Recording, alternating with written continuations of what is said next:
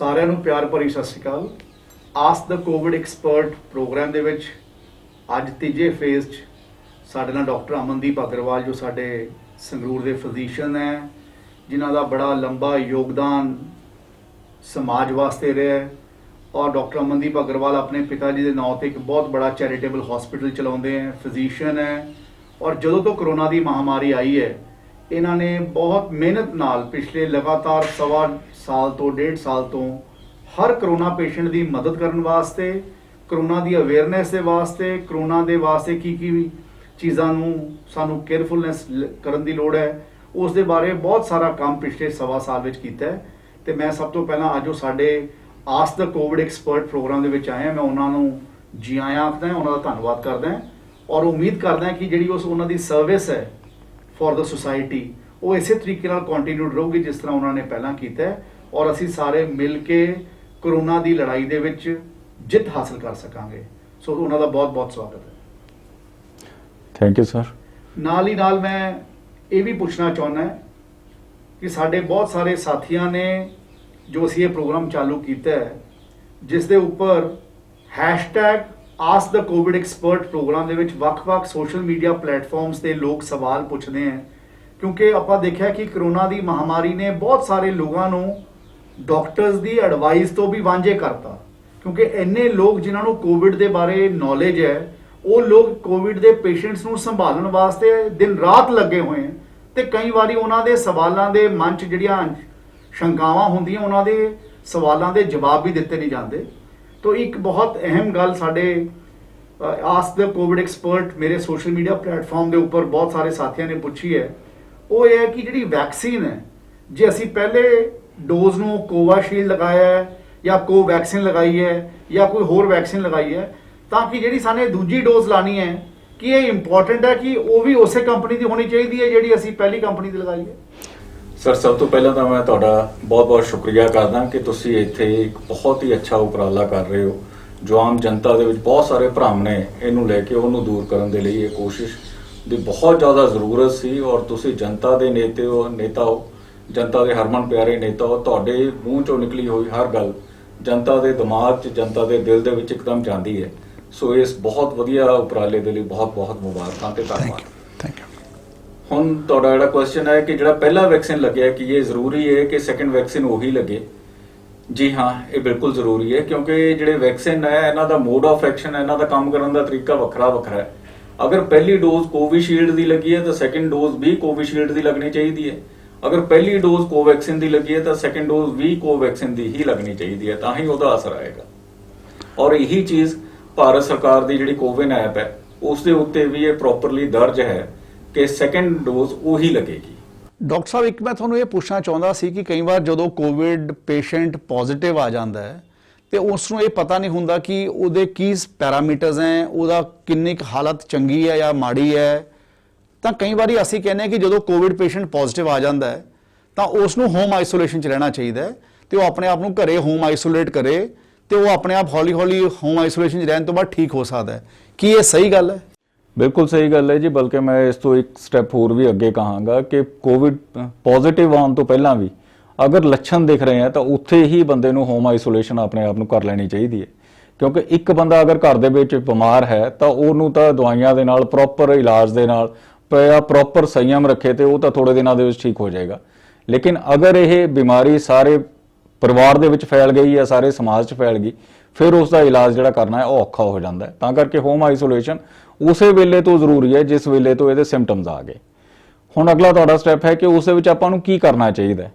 ਉਹਦੇ ਵਿੱਚ ਸਭ ਤੋਂ ਪਹਿਲੀ ਐਡਵਾਈਸ ਇਹ ਹੁੰਦੀ ਹੈ ਕਿ ਮਰੀਜ਼ ਨੂੰ ਅਸੀਂ ਇਹ ਦੱਸਦੇ ਹਾਂ ਕਿ ਤੁਸੀਂ ਆਪਣੇ ਆਪ ਨੂੰ ਇਹ ਸਮਝੋ ਕਿ ਤੁਸੀਂ ਆਈਸੋਲੇਸ਼ਨ ਸੈਂਟਰ ਦੇ ਵਿੱਚ ਭਰਤੀ ਹੋ। ਸੋ ਜਦ ਆਪਾਂ ਮਾਨਸਿਕ ਤੌਰ ਤੇ ਇਹ ਸਮਝ ਲੈਂਦੇ ਆ ਤਾਂ ਉੱਥੇ ਆਪਣਾ ਜਿਹੜੇ ਪੰਜਾਬੀ ਆ, ਆਪਾਂ ਸਪੈਸ਼ਲੀ ਆਪਾਂ ਜੱਫੀਆਂ ਪੱਪੀਆਂ ਤੋਂ ਬਗੈਰ ਰਹਿ ਨਹੀਂ ਸਕਦੇ। ਤਾਂ ਉੱਥੇ ਉਹ ਜ਼ਰੂਰੀ ਹੋ ਜਾਂਦਾ ਹੈ ਕਿ ਬੰਦਾ ਇੱਕ ਅਲੱਗ ਕਮਰੇ ਦੇ ਵਿੱਚ, ਜਿੱਥੇ ਉਹਦਾ ਵਾਸ਼ਰੂਮ ਵੀ ਅਲੱਗ ਹੋਵੇ, ਉਹਦੇ ਵਿੱਚ ਰਹੇ। ਡਿਸਪੋਜ਼ੇਬਲ ਭਾਂਡਿਆਂ ਦੇ ਵਿੱਚ ਉਸ ਨੂੰ ਖਾਣਾ ਦਿੱਤਾ ਜਾਵੇ। ਜਿਹੜਾ ਵੀ ਉਹਨੂੰ ਦੀ ਦੇਖ ਰੇਖ ਕਰ ਰਿਹਾ, ਉਹਨੂੰ ਖਾਣਾ ਦੇ ਰਿਹਾ, ਉਹ ਪ੍ਰੋਪਰ ਮਾਸਕ ਪਹਿਨ ਕੇ ਜਾਵੇ। ਨਾਲ ਦੀ ਨਾਲ ਉਹ ਜਿਹੜਾ ਪੀੜਤ ਵਿਅਕਤੀ ਹੈ ਉਹਨੇ ਵੀ ਪਹਿਨਣਾ ਹੈ ਔਰ ਜਿਹੜਾ ਵਿਅਕਤੀ ਉਹਦੀ ਸੇਵਾ ਕਰ ਰਿਹਾ ਉਹਨੇ ਵੀ ਪਹਿਨਣਾ ਹੈ, ਤਾਂ ਕਿ ਇਹ ਜਿਹੜੀ ਲਾਗ ਹੈ ਇਹ ਤੋਂ ਬਚਿਆ ਜਾ ਸਕੇ। ਜਿਹੜੇ ਕੱਪੜੇ ਹੈ ਉਹਦੇ ਅਲੱਗ ਧੋਏ ਜਾਣ ਔਰ ਜਿਹੜੀਆਂ ਸਰਫੇਸਿਸ ਹੈ ਜਿਵੇਂ ਦਰਵਾਜ਼ਿਆਂ ਦੇ ਹੈਂਡਲ ਨੇ, ਸ਼ੀਸ਼ੇ ਨੇ, ਸ਼ੈਲਫ ਹੈ, ਉਹਨੂੰ ਪ੍ਰੋਪਰਲੀ ਡਿਸਇਨਫੈਕਟ ਕਰਿਆ ਜਾਵੇ, ਨਹੀਂ ਤਾਂ ਇਹ ਜਿਹੜੀ ਇਨਫੈਕਸ਼ਨ ਹੈ ਇੱਕ ਤੋਂ ਦੂਸਰੇ ਨੂੰ ਤੀਸਰੇ ਤੋਂ ਇਹ ਜਾਏਗੀ। ਇੱਕ ਮੈਂ ਡਾਕਟਰ ਸਾਹਿਬ ਤੁਹਾਨੂੰ ਇਹ ਪੁੱਛਣਾ ਚਾਹੁੰਦਾ ਸੀਗਾ ਕਿ ਜਿਵੇਂ ਬਹੁਤ ਸਾਰੇ ਨੌਜਵਾਨ ਬੱਚਿਆਂ ਨੂੰ ਅਸੀਂ ਪਹਿਲਾਂ ਬਲੱਡ ਡੋਨੇਸ਼ਨ ਵਾਸਤੇ ਪ੍ਰੇਰਿਤ ਕਰਦੇ ਸੀ ਔਰ ਸਾਨੂੰ ਸਭ ਨੂੰ ਇਹ ਕਿਹਾ ਜਾਂਦਾ ਸੀ ਕਿ ਜੇ ਤੁਸੀਂ ਬਲੱਡ ਨੂੰ ਡੋਨੇਟ ਕਰਦੇ ਰਹੋ ਤਾਂ ਉਹਦੇ ਨਾਲ ਬਲੱਡ ਵੀ ਨਵਾਂ ਬਣਦਾ ਰਹਿੰਦਾ ਤੇ donation is always good for the body also, for the human body also. ਕਿ ਹੁਣ ਜਿਹੜੀ ਇਹ ਕੋਵਿਡ ਆ ਗਿਆ ਤੇ ਕਿਸੇ ਸਾਥੀ ਨੂੰ ਕੋਵਿਡ ਹੋ ਜਾਂਦਾ ਹੈ ਕਿ ਉਸ ਤੋਂ ਬਾਅਦ ਉਹ ਫਿਰ ਬਲੱਡ ਡੋਨੇਟ ਕਰ ਸਕਦਾ ਹੈ ਕਿ ਕੁਝ ਸਮੇਂ ਬਾਅਦ ਕਰ ਸਕਦਾ ਹੈ ਕਿ ਨਹੀਂ ਕਰ ਸਕਦਾ? ਕਿਉਂਕਿ ਕਈ ਵਾਰ ਜਿਹੜੇ ਲੋਕਾਂ ਨੇ ਆਪਣੇ ਬੋਡੀ ਦੇ ਸਾਈਕਲ ਨੂੰ ਇਸ ਤਰੀਕੇ ਨਾਲ ਬਣਾਇਆ ਹੁੰਦਾ ਕਿ 6 ਮਹੀਨੇ ਬਾਅਦ ਉਹਨਾਂ ਨੇ ਬਲੱਡ ਡੋਨੇਟ ਕਰਨਾ ਹੈ ਜਾਂ 9 ਮਹੀਨੇ ਬਾਅਦ ਬਲੱਡ ਡੋਨੇਟ ਕਰਨਾ ਹੈ, ਤਾਂ ਉਹ ਵਿਚਾਰੇ ਇਸ ਗੱਲ ਦੇ ਵਿੱਚ ਉਹਨਾਂ ਦੇ ਮਨ 'ਚ ਸਵਾਲ ਹੈ ਕਿ ਅਸੀਂ ਇਸ ਦੇ ਉੱਪਰ ਕਿਵੇਂ ਐਕਟ ਕਰ ਸਕਦੇ ਹਾਂ? ਸਰ ਉਸ ਦੇ ਵਿੱਚ ਗਵਰਨਮੈਂਟ ਦੀ ਗਾਈਡਲਾਈਨ ਇਹ ਹੈ ਕਿ 28 ਦਿਨ ਤੋਂ ਬਾਅਦ ਹੀ ਬਲੱਡ ਡੋਨੇਟ ਕਰਿਆ ਜਾ ਸਕਦਾ ਹੈ। ਅਗਰ ਕੋਈ ਵੀ ਕੋਵਿਡ ਪੋਜ਼ਿਟਿਵ ਆ ਜਾਂਦਾ ਹੈ ਤਾਂ ਉਹ 28 ਦਿਨ ਤੱਕ ਕੋਵਿਡ ਪੋਜ਼ਿਟਿਵ ਪੇਸ਼ੈਂਟ ਬਲੱਡ ਨਾ ਡੋਨੇਟ ਕਰੇ। ਜਦੋਂ ਇਹ ਸਿੰਪਟੋਮੈਟਿਕ ਹੋ ਗਿਆ ਉਸ ਤੋਂ 28 ਡੇਜ਼ ਬਾਅਦ, ਅਗਰ ਉਹ ਪਹਿਲਾਂ ਕਿਸੇ ਵੇਲੇ ਕੋਵਿਡ ਨੈਗੇਟਿਵ ਵੀ ਹੋ ਗਿਆ ਤਾਂ ਵੀ ਉਸ ਤੋਂ ਗਵਰਨਮੈਂਟ ਦੀ ਗਾਈਡਲਾਈਨ ਹੈ ਕਿ 14 ਦਿਨ ਮਿਨੀਮਮ ਫਿਰ ਵੀ ਵੇਟ ਕਰੇ ਜਦੋਂ ਨੈਗੇਟਿਵ ਰਿਪੋਰਟ ਆ ਗਈ, ਉਸ ਤੋਂ ਬਾਅਦ ਉਹ ਡੋਨੇਟ ਕਰ ਸਕਦਾ, ਕੋਈ ਦਿੱਕਤ ਨਹੀਂ ਹੈ। ਡਾਕਟਰ ਸਾਹਿਬ ਅਸੀਂ ਪਿਛਲੇ ਐਪੀਸੋਡ ਦੇ ਵਿੱਚ ਸਾਡੇ ਨਾਲ ਦੂਜੇ ਡਾਕਟਰ ਸਾਹਿਬ ਆਏ ਸੀ, ਉਸ ਵੇਲੇ ਅਸੀਂ ਬਲੈਕ ਫੰਗਸ ਦੀ ਗੱਲ ਕੀਤੀ ਸੀ ਔਰ ਉਸ ਵੇਲੇ ਅਸੀਂ ਇਹ ਵੀ ਸਮਝਿਆ ਸੀ ਉਹਨਾਂ ਤੋਂ ਕਿ ਬਲੈਕ ਫੰਗਸ ਕਿਉਂ ਹੁੰਦਾ ਹੈ, ਬਲੈਕ ਫੰਗਸ ਨੂੰ ਕਿਵੇਂ ਪ੍ਰੋਟੈਕਟ ਕੀਤਾ ਜਾ ਸਕਦਾ ਹੈ ਜਾਂ ਕਿਸ ਨੂੰ ਬਲੈਕ ਫੰਗਸ ਹੋ ਜੇ ਤਾਂ ਉਹਦਾ ਹੱਲ ਕਿਵੇਂ ਹੋ ਸਕਦਾ ਹੈ। ਇੱਕ ਗੱਲ ਮੈਂ ਤੁਹਾਨੂੰ ਹੋਰ ਪੁੱਛਣਾ ਚਾਹੁੰਦਾ ਕਿ ਜਿਹੜਾ ਬਲੈਕ ਫੰਗਸ ਹੈ ਇਹ ਜਿਹੜੇ ਲੋਕਾਂ ਨੂੰ ਕੋਵਿਡ ਦੀ ਬਿਮਾਰੀ ਨਹੀਂ ਲੱਗੀ ਹੁੰਦੀ ਉਹਨਾਂ ਨੂੰ ਵੀ ਇਨਫੈਕਟ ਕਰ ਸਕਦਾ? ਜੀ, ਉਹਨਾਂ ਨੂੰ ਵੀ ਕਰ ਸਕਦਾ ਹੈ। ਇਹ ਜਿਹੜੇ ਲੋਕ ਇਮਿਊਨੋ ਕੰਪਰੋਮਾਈਜ਼ ਹੈ, ਜਿਨ੍ਹਾਂ ਦੇ ਅੰਦਰ ਬਿਮਾਰੀਆਂ ਲੜਨ ਦੀ ਸ਼ਮਤਾ ਜਿਹੜੀ ਹੈ ਉਹ ਘਟੀ ਹੋਈ ਹੈ ਕਿਸੇ ਵੀ ਕਾਰਨ ਦੇ ਕਰਕੇ, ਚਾਹੇ ਉਹ ਅਨਕੰਟਰੋਲ ਡਾਇਬਟਿਕਸ ਹੈ, ਚਾਹੇ ਉਹ ਲੋਕ ਹੈ ਜਿਨ੍ਹਾਂ ਨੇ ਬਹੁਤ ਜ਼ਿਆਦਾ ਦੇਰ ਦੇ ਲਈ ਸਟੀਰਾਇਡ ਲਿੱਤਾ ਹੈ, ਚਾਹੇ ਕਿਸੇ ਵੀ ਹੋਰ ਬਿਮਾਰੀ ਤੋਂ ਪੀੜਿਤ ਹੈ, ਜਿਨ੍ਹਾਂ ਦੀ ਕੀਮੋਥੈਰੇਪੀ ਹੋਈ ਹੈ, ਰੇਡੀਓਥੈਰੇਪੀ ਹੋਈ ਹੈ, ਜਿਨ੍ਹਾਂ ਦੇ ਅੰਦਰ ਬੋਡੀ ਦੀ ਇਮਿਊਨਿਟੀ ਘਟੀ ਹੋਈ ਹੈ, ਉਹ ਲੋਕਾਂ ਨੂੰ ਇਹ ਬਲੈਕ ਫੰਗਸ ਹੋ ਸਕਦਾ, ਬਸ਼ਰਤੇ ਅਗਰ ਉਹ ਪੂਰੀਆਂ ਪ੍ਰੀਕਾਸ਼ਨਸ ਲੈਂਦੇ ਨੇ ਫਿਰ ਉਹ ਇਸ ਚੀਜ਼ ਤੋਂ ਬਚ ਵੀ ਸਕਦੇ ਨੇ। ਬਿਕੋਜ਼ ਇਹ ਸਪੋਰਸ ਕੋਈ ਨਵੇਂ ਨਹੀਂ ਹੈ, ਇਹ ਨਹੀਂ ਹੈ ਕਿ ਹੁਣ ਆਏ ਨੇ, ਇਹ ਪਹਿਲਾਂ ਵੀ ਆਪਾਂ ਬਹੁਤ ਵਾਰ ਦਿਨ ਦੇ ਵਿੱਚ ਆਪਾਂ ਇਨਹੇਲ ਕਰਦੇ ਹੋਵਾਂਗੇ, ਆਪਾਂ ਬਰੀਥ ਇਨ ਕਰਦੇ ਹਾਂ, ਬਰੀਥ ਆਊਟ ਕਰ ਦਿੰਦੇ ਹਾਂ, ਆਪਣੇ ਅੰਦਰ ਇਨਫੈਕਸ਼ਨ ਨਹੀਂ ਕਰਦੇ। ਇਨਫੈਕਸ਼ਨ ਉਹਦੇ ਅੰਦਰ ਕਰਦੇ ਹਾਂ ਜਿਹਦੇ ਅੰਦਰ ਇਮਿਊਨਿਟੀ ਕੰਪਰੋਮਾਈਜ਼ਡ ਹੈ।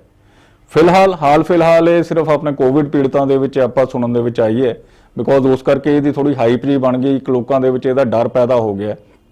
ਲੇਕਿਨ ਹਲੇ ਇਹ ਕਹਿਣਾ ਬਹੁਤ ਮੁਸ਼ਕਿਲ ਹੈ ਕਿ ਕਿਆ ਕੋਵਿਡ ਦਾ ਵਾਇਰਸ ਇਸ ਚੀਜ਼ ਦੀ ਕੋਈ ਕਮਜ਼ੋਰੀ ਪੈਦਾ ਕਰਦਾ ਹੈ, ਸਪੈਸ਼ਲੀ ਕਿ ਕੋਵਿਡ ਦੇ ਮਰੀਜ਼ਾਂ ਦੇ ਵਿੱਚ ਅੱਜਕੱਲ ਜ਼ਿਆਦਾ ਆ ਰਹੀ ਹੈ, ਜਾਂ ਇੱਕ ਜਸਟ ਇਹ ਕੋਇਨਸੀਡੈਂਸ ਹੈ? ਡਾਕਟਰ ਸਾਹਿਬ ਇੱਕ ਮੇਰੇ ਟਵਿੱਟਰ ਦੇ ਉੱਪਰ ਬੜਾ ਸਵਾਲ ਆਇਆ, ਜਿਸ ਤਰ੍ਹਾਂ ਆਪਾਂ ਬਲੈਕ ਫੰਗਸ ਦੀ ਗੱਲ ਕਰ ਰਹੇ ਸੀ। ਇੱਕ ਸਾਥੀ ਹੈ ਅਰਵਿੰਦਰ ਸਿੰਘ ਵਾਲੀਆ, ਉਹਨਾਂ ਨੇ ਮੇਰੇ ਟਵਿੱਟਰ ਦੇ ਉੱਪਰ ਇਹ ਗੱਲ ਲਿਖ ਕੇ ਭੇਜੀ, ਜਿਸ 'ਚ ਉਹਨਾਂ ਨੇ ਕਿਹਾ ਕਿ ਬਲੈਕ ਫੰਗਸ ਬਾਰੇ ਤਾਂ ਬਹੁਤ ਲੋਕਾਂ ਨੂੰ ਹੁਣ ਪਤਾ ਲੱਗਣ ਲੱਗ ਗਿਆ, ਪਰ ਇਸ ਦੇ ਨਾਲ ਇੱਕ ਯੈਲੋ ਫੰਗਸ, ਇੱਕ ਵਾਈਟ ਫੰਗਸ ਦੀ ਗੱਲ ਹੋ ਰਹੀ ਹੈ। ਤੇ ਇਹ ਜਿਹੜੇ ਯੈਲੋ ਫੰਗਸ ਜਾਂ ਵਾਈਟ ਫੰਗਸ ਹੈ, ਇਹ ਕੀ ਚੀਜ਼ ਹੈ, ਇਹਦੇ ਕੀ ਕਾਰਨ ਹੈ, ਇਹਦੇ ਕੀ ਸਿੰਪਟਮਸ ਹੈ, ਤੇ ਇਹਨੂੰ ਤੋਂ ਆਪਣੇ ਆਪ ਨੂੰ ਪ੍ਰੋਟੈਕਟ ਕਰਨ ਵਾਸਤੇ ਸਾਨੂੰ ਕੀ ਪ੍ਰੀਕਾਸ਼ਨਸ ਲੈਣ ਦੀ ਲੋੜ ਹੈ ਤਾਂ ਕਿ ਅਸੀਂ ਆਪਣੇ ਆਪ ਨੂੰ ਕਿਸੇ ਵੀ ਤਰ੍ਹਾਂ ਦੇ ਫੰਗਸ ਤੋਂ ਬਚਾ ਸਕੀਏ? ਕਿਉਂਕਿ ਅੱਜ ਜਿਹੜੀ ਗੱਲਾਂ, ਜਦੋਂ ਕਰੋਨਾ ਦੇ ਨਾਲ ਕੋਈ ਬਿਮਾਰੀ ਜੁੜ ਜਾਂਦੀ ਹੈ ਤਾਂ ਲੋਕਾਂ ਨੂੰ ਹਲੇ ਕਰੋਨਾ ਦੀ ਬਿਮਾਰੀ ਦੇ ਹੀ ਐਕਚੁਅਲ ਕਾਰਨ ਨਹੀਂ ਪਤਾ। ਤਾਂ ਇਸ ਕਰਕੇ ਇਹ ਕੀ ਮੈਨੂੰ ਤੁਸੀਂ ਥੋੜਾ ਜਿਹਾ ਐਕਸਪਲੇਨ ਕਰੋਗੇ ਤਾਂ ਕਿ ਆਪਾਂ ਆਪਣੇ ਸਾਰੇ ਲੋਕ ਜਿਹੜੇ ਸਾਡੇ ਆਸਕ ਦ ਕੋਵਿਡ ਐਕਸਪਰਟ ਪ੍ਰੋਗਰਾਮ ਨੂੰ ਦੇਖਦੇ ਆ, ਅਸੀਂ ਉਹਨਾਂ ਦੇ ਮਨ 'ਚ ਜਿਹੜਾ ਇਸ ਗੱਲ ਦਾ ਭਰਮ ਆ ਉਹਨੂੰ ਤੋੜ ਸਕੀਏ?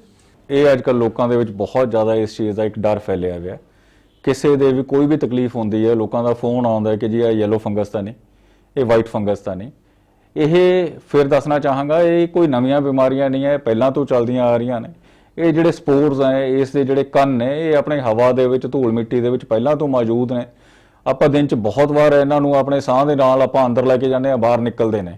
ਲੇਕਿਨ ਜਿਹੜੇ ਲੋਕ ਇਮਿਊਨੋ ਕੰਪਰੋਮਾਈਜ਼ ਨੇ, ਜਿਨ੍ਹਾਂ ਦੇ ਅੰਦਰ ਬਿਮਾਰੀਆਂ ਲੜਨ ਦੀ ਤਾਕਤ ਨਹੀਂ ਹੈ, ਚਾਹੇ ਉਹਦਾ ਕਾਰਨ ਉਹਨਾਂ ਦੀ ਅਨਕੰਟਰੋਲਡ ਸ਼ੂਗਰ ਹੈ, ਚਾਹੇ ਉਹਨਾਂ ਦਾ ਸਟੀਰਾਇਡਸ ਦਾ ਜ਼ਿਆਦਾ ਸੇਵਨ ਹੈ, ਚਾਹੇ ਉਹਨਾਂ ਦੇ ਆਸ-ਪਾਸ ਬਹੁਤ ਜ਼ਿਆਦਾ ਸਿੱਲ ਵਾਲਾ এনवायरमेंट ਹੈ, ਗੰਦੀਆਂ ਮੰਦੀਆਂ ਚੀਜ਼ਾਂ ਪਈਆਂ, ਬਾਸੀ ਖਾਣਾ ਪਿਆ ਜਿਸ ਤੋਂ ਇਹ ਸਪੋਰਸ ਪੈਦਾ ਹੋ ਰਹੇ ਨੇ, ਚਾਹੇ ਇਹ ਵਾਲੀ ਚੀਜ਼ ਹੈ, ਇਹ ਇਹਨਾਂ 'ਚੋਂ ਕੋਈ ਵੀ ਕਾਰਨ ਦੇ ਕਰਕੇ ਇਹ ਆਪਾਂ ਨੂੰ ਬਿਮਾਰੀ ਨਾਲ ਗ੍ਰਸਤ ਕਰ ਸਕਦੇ ਆ। ਜਿਹੜੇ ਇਹਦੇ ਸਿੰਪਟਮਸ ਦੀ ਗੱਲ ਕਰੀਏ, ਯੈਲੋ ਫੰਗਸ ਦਾ ਜਿਹੜਾ ਮੇਨ ਸਿੰਪਟਮ ਆਉਂਦਾ ਉਹ ਆਉਂਦਾ ਫਟੀਗ, ਕਿ ਥਕਾਨ ਬਹੁਤ ਜ਼ਿਆਦਾ ਹੋ ਰਹੀ ਹੈ, ਸਕਿਨ ਦੇ ਉੱਪਰ ਰੈਸ਼ ਹੋ ਗਿਆ ਜਾਂ ਉਸ ਦੇ ਉੱਤੇ ਬਰਨਿੰਗ ਹੋ ਰਹੀ ਹੈ। ਇਹ ਕਾਮਨ ਸਿੰਪਟਮ ਹੈ। ਇਸ ਤੋਂ ਬਾਅਦ ਇਹ ਬਾਕੀ ਦੀ ਬੋਡੀ ਦੇ ਵਿੱਚ ਫੈਲ ਕੇ ਅਲੱਗ-ਅਲੱਗ ਆਰਗਨਸ ਨੂੰ ਇਨਵੋਲਵ ਕਰ ਸਕਦਾ।